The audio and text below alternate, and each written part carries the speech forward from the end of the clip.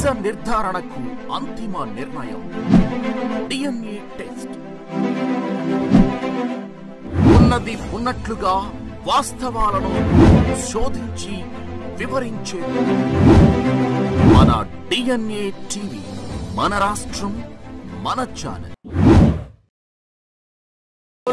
Machilipatnam MP అభ్యర్థిగా ఉన్నటువంటి వల్లభనేని బాలశౌరి మనతో ఉన్నారు. ఈ నేపథ్యంలో వల్లభనేని బాలశౌరి గారి యొక్క విజయావకాశాలు ఏ విధంగా ఉన్నాయనేది వారి మాటలో తెలుసుకుందాం.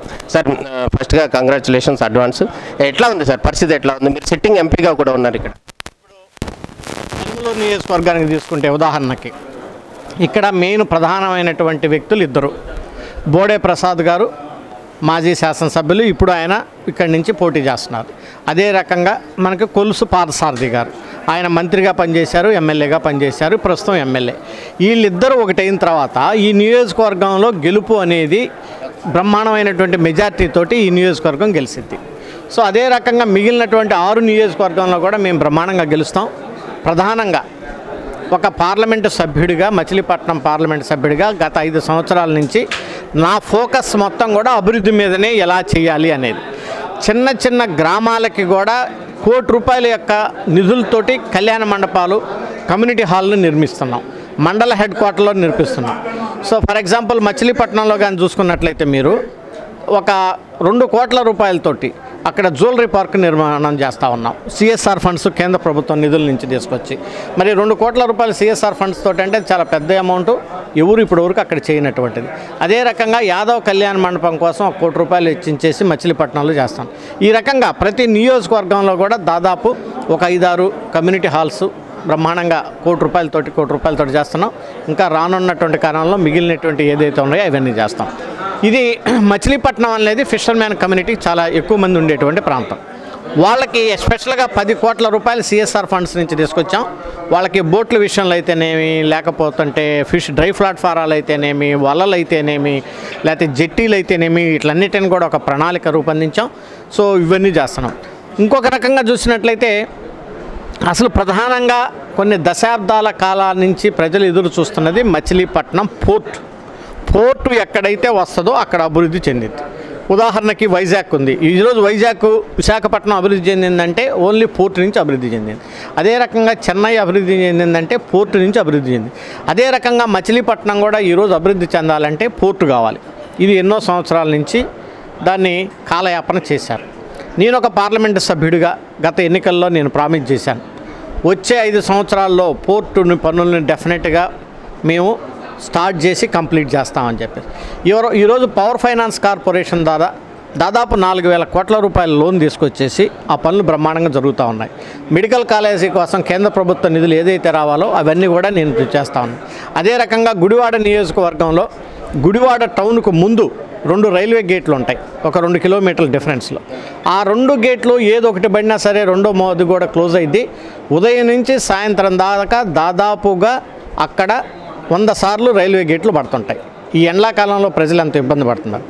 350 కోట్లు కేంద్ర ప్రభుత్వం నిధులు తీసుకొచ్చి శరవేగంతో ఈరోజు ఆ రైల్వే ఫ్లైఓవర్ నిర్మాణం జరుగుతూ ఉంది. ఇవన్నీ అభివృద్ధి కార్యక్రమాలు. ఇంకా ఇలా చెప్పుకుంటూ పోతే బోలెడన్ని ఉన్నాయి. నేను ఒక పార్లమెంటు సభ్యుడిగా ఎంత చెయ్యాలో, ఎన్ని ఫండ్స్ తేవాలో, ఎన్ని అభివృద్ధి కార్యక్రమాలు చేయాలో అవన్నీ పర్ఫెక్ట్గా చేశాను. రానున్నటువంటి కాలంలో ప్రజల యొక్క ఆశీర్వాదంతో, రెట్టింపు ఉత్సాహంతో చేస్తాం. యువతకి మనం బేసిక్గా ఇక్కడ ఉద్యోగ అవకాశాలు కల్పించాలి. కొంతమంది పారిశ్రామికవేత్తలుగా వాళ్ళు రావాలి అనుకోవాలా, ఏమైనా ఇండస్ట్రీ పెట్టుకోవాలంటే ఈ పోర్టు బేస్డ్ మీద అనేకమైనటువంటి యాన్సిలరీ యూనిట్లు వస్తాయి. వాటిని కూడా సద్వినియోగం చేసుకునే విధంగా యువతకి అవగాహన సదస్సులు పెడతాం. ఇటు ఎంప్లాయ్మెంటు అలాగే వ్యాపార అవకాశాలు, ఈ రెండింటి మీద కూడా ఫోకస్ చేస్తాను. తప్పకుండా ఈ మచిలీపట్నం అభివృద్ధిని అన్ని విధాలుగా కూడా నాకున్నటువంటి ఎమ్మెల్యేలందరినీ కూడా కలుపుకొని పోయి ఒక చక్కటి రూపకల్పనతో ఈ అభివృద్ధి కార్యక్రమాలు చేస్తాం.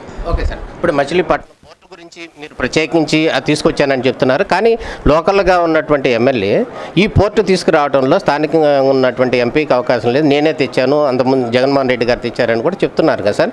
దాన్ని ఎట్లా అర్థం? ఎవరు ఎవరిని వాళ్ళవి, ఎవరు ఆలోచనలు, ఎవరి మాటలు వాళ్ళవి. వాస్తవం ఏంటంటే ఆ లోన్ ఎవరైతే ఇచ్చారో పవర్ ఫైనాన్స్ కార్పొరేషన్ అటువంటి డైరెక్టర్ కూడా వచ్చి ఇది బాలశౌరి గారి యొక్క కృషితోటి మేము ఈ లోన్ ఇచ్చామని స్వయంగా ఆయనే ప్రకటించినటువంటి వీడియో రికార్డులు కూడా ఉన్నాయి. సో ఇవన్నీ ఎవరు చెప్పుకోవాల్సిన మాటలు వాళ్ళు చెప్పుకుంటుంటారు. వాస్తవాలు ఏమిటి అనేది ప్రజలకు తెలుసు.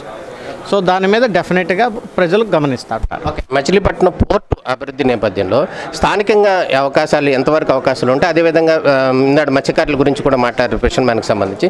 వాళ్ళకి ఏ విధంగా అవకాశాలు ఇచ్చే అవకాశం ఉంది పోర్టు విషయం? ఇప్పుడు మచిలీ అనగానే, పట్నం అనగానే అది చేపలు, మచిలీ అనగానే. సో దీనికి ఫిషర్మెన్స్ చాలా ఎక్కువ ఉన్నారు. నేను చెప్పాను ఆల్రెడీ, దీనికి ఒక 10 కోట్ల రూపాయలు ఆల్రెడీ సిఎస్ఆర్ ఫండ్స్ రిలీజ్ అయినాయి. వాళ్ళందరినీ, అన్ని విలేజ్ వాళ్ళని నేను అందరితో డిస్కషన్ చేసి చేస్తాం. అదే రకంగా రేపు పోర్ట్ వచ్చిన తర్వాత ఈ ఫిషింగ్కి ఎక్కువగా అవకాశం, జెట్టి కూడా కడతా ఉన్నారు, అక్కడ ఫిషింగ్ హార్బర్ కూడా కడతా ఉన్నారు.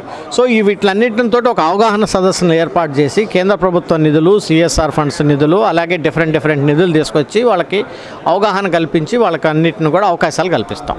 ఓకే, అదేవిధంగా ఇప్పుడు మీకు ప్రత్యర్థిగా పోటీ చేస్తున్నటువంటి డాక్టర్ గారు ఎవరైతే ఉన్నారో చంద్రశేఖర్, ఆయన కూడా నేను స్థానికంగా ఉన్నాను అని కూడా చెప్తున్నటువంటి పరిస్థితి. ఈ నేపథ్యంలో ఆయన ఏ విధంగా ఎదుర్కోదలుచుకున్నారు? ఆయన కూడా ఆ లోకల్గా కూడా గుడ్ నేమ్ ఉందని వాళ్ళు చెప్తున్నారు. ఎవరు ప్రయత్నాలు వాళ్ళవి, ఎవరు ప్లాన్స్ వాళ్ళవి. సో నేను ఆల్రెడీ ప్రూవ్డ్ సిట్టింగ్ ఎంపీని ఇక్కడ. సో నేను ఏ రకమైన సర్వీస్ చేస్తాననేది ప్రజలకు తెలుసు. డెఫినెట్గా ప్రజలు నన్ను ఆశీర్వదిస్తారు. నా ద్వారా ఎమ్మెల్యేలకు బెనిఫిట్, ఎమ్మెల్యేల ద్వారా నాకు బెనిఫిట్. డెఫినెట్గా అందరం కలిసి పనిచేస్తాం. డెఫినెట్గా విన్ అవుతాం. మళ్ళీ పార్లమెంట్లోకి వెళ్తాను ప్రజల ఆశీర్వాదంతో. ఆ నమ్మకం, విశ్వాసం నాకుంది. ఒక నీతి నిజాయితీగా, ఒక నిబద్ధతతోటి మరలా పనిచేసి ప్రజలకి సేవ అందిస్తాం. ఓకే, ఇంకో విషయం చెప్పారు సరే, నిన్న జరిగినటువంటి పరిణామాల్లో అక్కడ ఉన్నగట్టుకున్నటువంటి స్థానిక ఎమ్మెల్యే ఏదో స్వార్థంతోనే బాలశౌరి ఇక్కడి నుంచి అక్కడికి వెళ్ళిపోయాడు అని కూడా చెప్తున్న పరిస్థితి కనపడుతుంది. నిజంగా ప్రజాసేవ కోసం వచ్చారు? డెఫినెట్గా నాకేముంటుంది, నా స్వార్థం ఏముంటుంది? నేనేమన్నా ఎక్కడ రోడ్డు కూడా వేయలేదు అని చెప్తున్నారు. డెఫినెట్గా అదే వేయలేదు. వాళ్ళే చెప్పారు ఎలక్షన్ లోపల వేస్తామని చెప్పేసి. సో నాలో ఏమన్నా స్వార్థం ఉందో ప్రజలందరికీ తెలుసు. ఎవరో ఒకటో ఇద్దరో ఏదో మాట్లాడితే దాన్ని పరిగణలోకి తీసుకోవాల్సినటువంటి అవసరం లేదు. నాలో ఎటువంటి స్వార్థం ఉండదు, ఎలాంటి తప్పులు చేయను నేను. నా పొలిటికల్ లైఫ్ గత 20 సంవత్సరాల నుంచి కూడా నాకు ఎక్కడా ఒక మచ్చ కూడా లేదు. ఆ మచ్చ నేను రానియను. ఓకే, అదేవిధంగా అవనగడ్డ జనసేన అభ్యర్థిగా కూడా మండలి బుద్ధప్రసాద్ని అనౌన్స్ చేస్తున్న పరిస్థితి కనపడుతుంది. గతంలో కూడా మీరు కలిసి పనిచేసిన పరిస్థితి ఏ విధంగా ఉండబోతుందంటారు? మా జనసేన పార్టీ అధ్యక్షులు పవన్ కళ్యాణ్ గారు ఎవరికి సీట్ ఇచ్చి వాళ్ళతోటి నడవమని చెప్తే మనస్ఫూర్తిగా మేము వాళ్ళతో కలిసి పనిచేస్తాం. అందులో నా యొక్క ప్రమేయం ఎక్కడ ఇదే విషయంలో ఏమీ ఉండవు. సో వారు ఏదైతే చెప్తారో అది ఆచరించాల్సినటువంటి బాధ్యతగా ఒక పార్టీ కార్యకర్తగా నేను చేస్తాను. అది పార్టీ అధ్యక్షులు ఏ నిర్ణయం చేసుకొని ఎవరికి టికెట్ ఇస్తే వాళ్ళతో ప్రయాణం చేస్తాం. మీరందరూ కూడా మీకు పాత పరిచయస్తులే కదా సార్, ఈ డెవలప్మెంట్లో కావచ్చు, ఈ రేపు గెలుపు విషయంలో కూడా ఏ విధంగా అవకాశాలు ఉన్నాయంటారు? సరే, అందరూ ఎక్స్పీరియన్స్డ్ పర్సన్. బోడే ప్రసాద్ గారు బ్రహ్మాండమైనటువంటి ఎక్స్పీరియన్స్ పర్సన్ ఇక్కడ మీ అందరికీ తెలిసిందే. సో అట్లా అందరూ ఎక్స్పీరియన్స్డ్ పర్సనే. టికెట్లు వచ్చిన వాళ్ళు కుల్ రవీంద్ర గారు ఎక్స్పీరియన్స్డ్ పర్సనే. తర్వాత అక్కడ పెడన్ వచ్చింది కృష్ణప్రసాద్ ఉన్నాడు, వాళ్ళ ఫాదర్ ఎప్పుడో పొలిటికల్ లైఫ్. వీటి గురించే ఉంది. వెంకట్రావు గారు ఆల్రెడీ చేశాడు అక్కడ, గత 5 సంవత్సరాలుగా నియోజకవర్గంలో అన్నీ చూశాడు. A to Z ఆయనకి తెలుసు. ఇవన్నీ ఏముంటాయి అక్కడ, ఎక్కడికక్కడ వాళ్ళు అంతా సమర్థమైనటువంటి వాళ్ళు ఉన్నారు. అందరం కలిసి పనిచేస్తాం. డెఫినెట్లీ రాజధానికి సంబంధించినటువంటి ఎంపీగా ఉన్నారు. ఈ నేపథ్యంలో రాజధాని కూడా స్ప్లిట్ అవుతుంది, 3 ముక్కలు అవుతుంది అని కూడా కొన్ని రూమర్స్ వస్తున్న నేపథ్యంలో మీరు స్థానికంగా ఉన్నటువంటి నేతలు కానీ ప్రజలకు ఏం చెప్పవచ్చు? వైసీపీ చేసినటువంటి పొరపాట్లో అదొక నెంబర్ 1 పొరపాటు. ఎలక్షన్స్కి ముందు వాళ్ళు అమరావతి రాజధాని క్యాపిటల్ ఇక్కడే ఉంటుందని వాళ్ళు ప్రకటన చేశారు. వాళ్ళ మాటల ప్రకారం కూడా మేము కూడా అన్ని సభల్లో చెప్పాం. ఏమని? జగన్మోహన్ రెడ్డి గారు ఈ క్యాపిటల్ ఇక్కడే ఉంటుంది, ఈ రాజధాని అనేది ఎక్కడికి పోదు అని చెప్పేసి వాళ్ళే స్టేట్మెంట్ ఇచ్చిన తర్వాత వాళ్ళ మీద డిపెండ్ అయ్యి వాళ్ళు చెప్పిన మాటలు నమ్మి మేము కూడా ఇక్కడే ఉంటుందని చెప్పాం. సో మీరు గమనించారో లేదో, అమరావతి 3 రాజధానులు అని వైసీపీ ప్రకటించినప్పటి నుంచి నేను ఏ రోజు కూడా 3 రాజధానులు నాకు కావాలని నేను ఎప్పుడూ చెప్పాల. మీరు రికార్డు చూసుకోండి కావాలంటే. ఎందుకంటే మనం ఒకటి చెప్పి ఒకటి చేయకూడదు. అయితే ఆ పార్టీలో ఉన్నప్పుడు వాళ్ళకు చెప్పేటువంటి దానికి ఇంటర్నల్గా మాట్లాడాలా. ఇంటర్నల్గా మాట్లాడి మనం చెప్పేది తప్పు, ఈ రాజధాని ఇక్కడే ఉండాలనే మాట అనేక సందర్భాల్లో నేను చెప్పాను. సో వాళ్ళ నిర్ణయం వాళ్ళు తీసుకున్నారు. సో అది చాలా తప్పు. మనం ఎన్నికలకు ముందు ప్రజల యొక్క ఓటు మనం కోరేటప్పుడు మనం ఏదైతే చెప్పామో దాని మీద నిలబడి ఉండాలి. అంతేగాని రాజధాని ఇక్కడని చెప్పి మళ్ళీ మార్చడం అనేది నేను చెప్తా ఉన్నా. కూటమితోటి కలిసి అలయన్స్తో కలిసి గవర్నమెంట్ ఫామ్ అయింది. రాజధాని అనేది అమరావతి అనేది అక్కడే ఉంటుంది, అది ఎక్కడికి పోదు, అందులో ఎటువంటి సందేహం లేదు.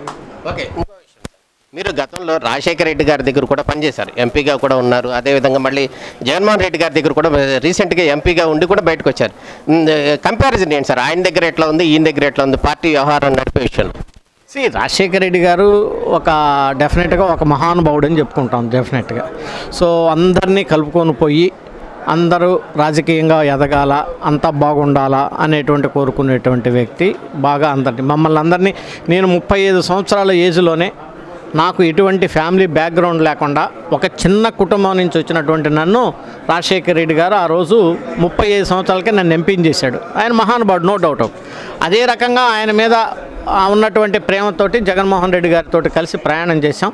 సో కొంతమంది ఎమ్మెల్యేలు నన్ను వ్యతిరేకించటం, ఆయన దాన్ని అర్థం చేసుకోకుండా ఆయన కూడా ఇంకొక పక్కన సపోర్టులు చేయటం, ఇవన్నీ నాకు బాధ కలిగించి సో మనం అక్కడ ఎమ్మెల్యేమో ఈ రాజధాని విషయం అయితేనేమి, ఈ ఎమ్మెల్యేల యొక్క కొంతమంది అరాచకం అయితేనేమి, ఇవన్నీ నాకు నచ్చకుండా నేను ఒక నిబద్ధతతోటి నీతి నిజాయితీగా పనిచేసేటువంటి ఒక ఎంపీని. నన్ను ఎవరన్నా అట్లాంటి అనవసరమైనటువంటి ఉంటే నేను డెఫినెట్గా దాని మీద స్పందించేటువంటి గుణం, బాధపడేటువంటి గుణం, అవన్నీ నచ్చకనే నేను బయటకు వచ్చాను. డెఫినెట్గా మచిలీపట్నం అభివృద్ధి కోసం నేను పనిచేస్తా. రాజధాని ఇక్కడే ఉండేటట్టుగా నా వంతు కూడా నేను అనేక చేస్తాం. ఆల్రెడీ పార్టీ కూడా డెసిషన్ తీసుకుంది.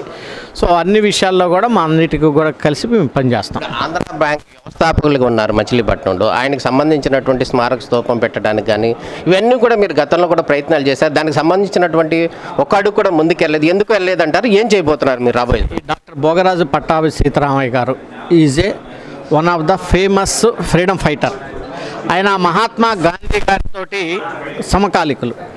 ఆంధ్ర బ్యాంకుని తీసుకుపోయి యూనియన్ బ్యాంక్ ఆఫ్ ఇండియాలో దాన్ని విలీనం చేసినప్పుడు మనం ఆయన పేరు మీద ఒక మ్యూజియం, ఒక పెద్ద కమ్యూనిటీ హాల్కి పెట్టాలని చెప్పేసి నేను పార్లమెంట్లో కూడా డిమాండ్ చేశాను.